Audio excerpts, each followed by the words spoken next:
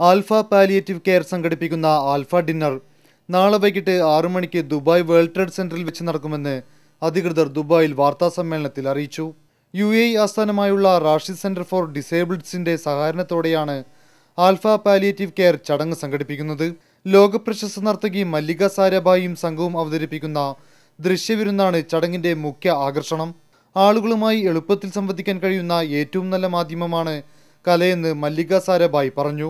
ഇന്ത്യയിൽ സ്ത്രീകൾക്കും കുട്ടികൾക്കുമെതിരെ വർദ്ധിച്ചു വരുന്ന ലൈംഗിക ചൂഷണത്തിനെതിരെയും തന്റെ കലാ സാംസ്കാരിക മൂല്യങ്ങളെയും കുറിച്ച് മല്ലിക Sarabhai. And I think art is a very strong factor, a very strong language in reaching human hearts. We've forgotten that the heart is also, for many of us, the seat of emotion. To highlight issues which concern us as Indians and as, unfortunately now more and more as women, because of what is happening in India against women. So my work in some senses, my commitment to trying to make a better world is not apart from my being an artist.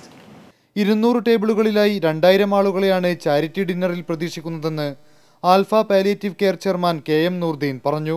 Rashid centre for ഡിസേബിൾഡുമായി സഹകരിച്ചുകൊണ്ട് കൈകോർത്തുകൊണ്ട് ഒരു charity dinner, ഒരുപക്ഷെ ഇന്ത്യക്കാർ നടത്തുന്ന ഏറ്റവും വലിയ charity dinner UAE-ൽ ഉണ്ടാകുന്നത് നാളെ ആയിരിക്കും എന്നാണ് ഞാൻ വിശ്വസിക്കുന്നത്.